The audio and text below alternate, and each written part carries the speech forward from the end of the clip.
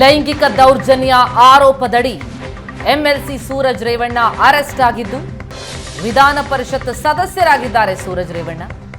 ಹೀಗಾಗಿ ಜನಪ್ರತಿನಿಧಿ ಕೋರ್ಟ್ಗೆ ಈ ಕೇಸ್ ವರ್ಗಾವಣೆಯಾಗುವ ಸಾಧ್ಯತೆ ಇದೆ. ಹೊಳೆನರಸೀಪುರ ಗ್ರಾಮಾಂತರ ಠಾಣೆಯ ಎಫ್ಐಆರ್ ಈಗ ವರ್ಗಾವಣೆಯಾಗುವ ಸಾಧ್ಯತೆ ಇದು. ಐಪಿಸಿ ಸೆಕ್ಷನ್ 377, 342 ಮತ್ತು 506 ಪೊಲೀಸರು ಕೇಸ್ ದಾಖಲಿಸಿಕೊಂಡಿದ್ದಾರೆ. ಇವತ್ತೇ ಎಂಎಲ್ಸಿ ಸೂರಜ್ ರೇವಣ್ಣ ಅವರನ್ನ ಬೆಂಗಳೂರಿಗೆ ಕರೆತರುವಂತಹ ಸಾಧ್ಯತೆ ಇದೆ. ವಿಧಾನ ಪರಿಷತ್ ಸದಸ್ಯರು ಸೂರಜ್ ರೇವಣ್ಣ ಈ ಹಿನ್ನೆಲೆಯಲ್ಲಿ ಜನಪ್ರತಿನಿಧಿಗಳ ನ್ಯಾಯಾಲಯಕ್ಕೆ ಈ ಕೇಸನ್ನ ವರ್ಗಾವಣೆ ಮಾಡೋದಕ್ಕೆ ಚಿಂತನೆಯಾಗಿದ್ದು 377, 342 ಮತ್ತು 506 ಕೇಸ್ ದಾಖಲಾಗಿದೆ.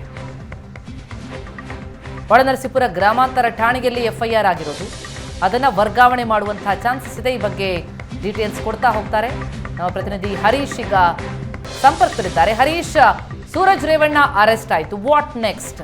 ಈಗ ಜನಪ್ರತಿನಿಧಿಗಳಿಗೆ ನ್ಯಾಯಾಲಯಕ್ಕೆ ಇದನ್ನ ವರ್ಗಾವಣೆ ಮಾಡಲಾಗತ್ತಾ? ಯಾಕಂದ್ರೆ ಎಂಎಲ್ಸಿ ಆಗಿರುವಂತಹ ಹಿನ್ನೆಲೆಯಲ್ಲಿ ಆ ಕುರಿತು ಏನೇನು ಪ್ರಕ್ರಿಯೆಗಳು ಸಾಗ್ತಾ ಇದೆ ಈಗ?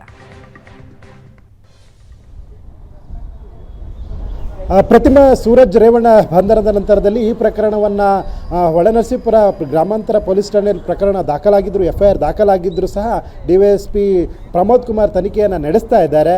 ಆದರೆ ಈ ಸೂರಜ್ ರೇವಣ್ಣ ಅವರು ಎಂಎಲ್ಸಿ ಆಗಿರೋದ್ರಿಂದ ಜನಪ್ರತಿನಿಧಿಗಳ ನ್ಯಾಯಾಲಯಕ್ಕೆ ಈ ಪ್ರಕರಣ ಶಿಫ್ಟ್ ಆಗುವ ಸಾಧ್ಯತೆ ಹೆಚ್ಚಾಗಿ ಕಂಡು ಬರ್ತಾ ಇದೆ. ಜೊತೆಗೆ ಸೂರಜ್ ರೇವಣ್ಣನವರು ಹಾಲಿ ಎಂಎಲ್ಸಿ ಇದ್ದಾರೆ.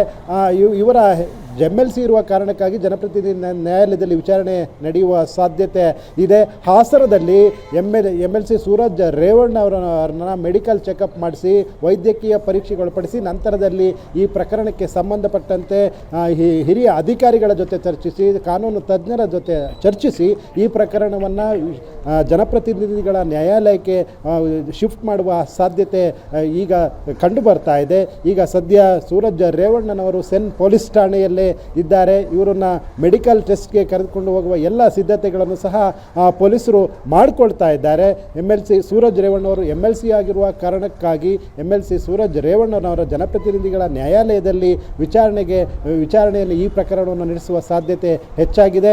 ಜೊತೆಗೆ ಸೂರಜ್ ರೇವಣ್ಣನವರ ವಿರುದ್ಧ ದಾಖಲಾಗಿರುವಂತಹ ಐಪಿಸಿ ಸೆಕ್ಷನ್ 377 ಒಂದು ಗಂಭೀರ ಪ್ರಕರಣವಾಗಿರೋದ್ರಿಂದ ಇದರ ಪ್ರಕರಣಕ್ಕೆ ಸಂಬಂಧಪಟ್ಟಂತೆ ವಿಚಾರಣೆಯನ್ನು ಜನಪ್ರತಿನಿಧಿಗಳ ನ್ಯಾಯಾಲಯದಲ್ಲಿ ಮಾಡುವ ಸಾಧ್ಯತೆಯೂ ಸಹ ಇದೆ. Prathima, thank you so much Harish ತಮ್ಮೆಲ್ಲ ಮಾಹಿತಿ.